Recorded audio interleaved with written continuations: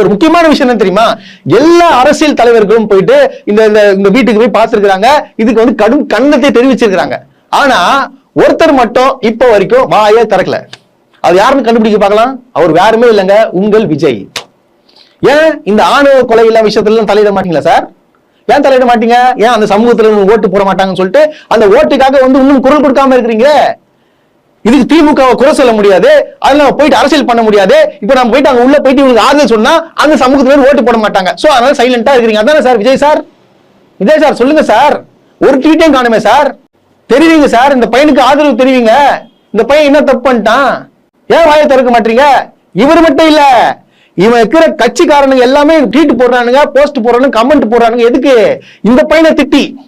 அதாவது ஒருத்தன் போட்டிருக்கான், டிவிக்கு கட்சியை சார்ந்த ஒரு நிர்வாகி, அவன் என்ன போட்டிருக்கான்னு பாத்தீங்கன்னா, இல்ல இவனு பிரேக்கப் ஆயிருக்கும், போட்டோ கிட்ட எல்லாம் வச்சு மாட்டிருப்பான், அதனால போட்டானுங்க அப்படின்னு சொல்லிட்டு ஒரு திசை திருப்புறானுங்க.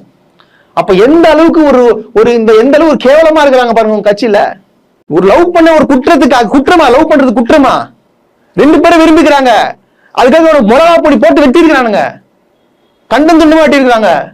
இல்ல எப்படி ஏத்துக்க முடியும்? அவங்க அப்பா அம்மா பாவம் இல்லையா?